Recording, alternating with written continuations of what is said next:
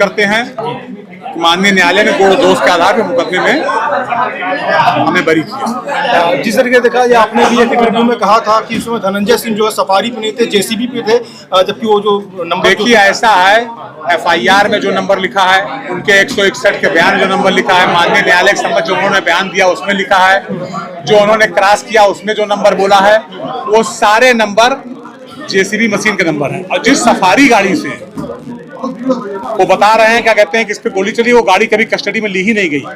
जिस पे गोली चलती है उसका टेक्निकल मुआयना होता है, फॉरेंसिक जांच होती है, गाड़ी कस्टडी में ली जाती है, फिर गाड़ी रिलीज की जाती है, गाड़ी जरूरत पड़ने पर कोर्ट में प्रस्तुत की जाती है। वो गाड़ी कभी आई ही नहीं, ये पूरा केस ही फैब्रिकेटेड था।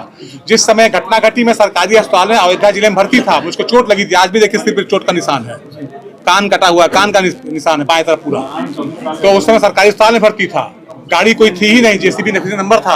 इस तरीके से बहुत से फर्जी चीजें हैं जिसके आधार पर माननीय न्यायालय ने समझा, परखा और हमें उन्होंने ये भी कहा कि आपके जो नाना जो थे सांसद थे और उन्होंने कभी इस तरीके से मदद नहीं की। उन्होंने ये भी कहा हमारे नाना गांधीवादी नेता थे जी, और गांधीवादी नेता 50,000 इनामिया की मदद नहीं करता है, ये उनको बुरा लगा कि 50,000 इनामिया थे।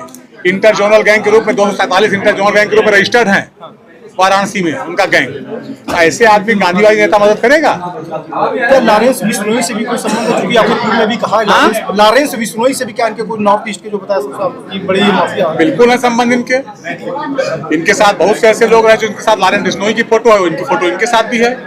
आवश्यकता पड़ने में कभी अयोध्या आइएगा वो सारे एविडेंस आपको देंगे, फोटो देंगे, कहाँ कहाँ लोग बैठते उठते तो ही बताएंगे आपको, लेकिन आज उसका समय नहीं है। न्यायालय ने ये माना कि साक्ष्य के न होने के कारण आपको जी, आप ऑर्डर कॉपी आपके पास आएगी, उसको पढ़ लीजिएगा, पूरा पढ़ा नहीं। ये हमारे लिए तो दुखद रहा कि गलत तरीके से मेरा नाम इसमें डाला गया था, मुझे संघर्ष करना पड़ा, मुकदमे कचहरी आना जाना पड़ा। यही एक मुकदमा मेरे ऊपर था जिस मुकदमे की वजह से निरंतर मुझे कोर्ट कचहरी आना जाना पड़ता था। आज उससे राहत मिला है मुझे, जो है न्यायपालिका को पूर्ण रूप से भरोसा था, मुझे न्याय मिला है। माँ विंध्यवासिनी भोलेनाथ की कृपा रही जो आज ये न्याय मुझे मिला है। 2027 का चुनाव सामने है,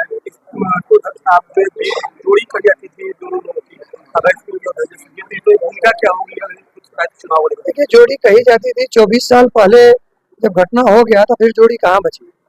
अब रह गई है कि 24 साल से जैसे मुकदमे चल रहे थे और किसी सरकार पर कोई इस मुकदमे से असर नहीं पड़ रहा था, आगे भी नहीं पड़ेगा।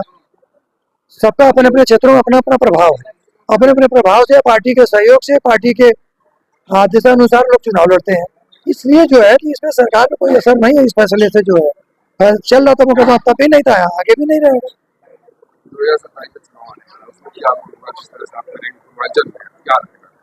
हम लोग भारतीय जनता पार्टी के बीच 2027 में सरकार बनाएंगे, पूर्ण बहुमत की सरकार बनेगी, निरंतर रूप से बनेगी।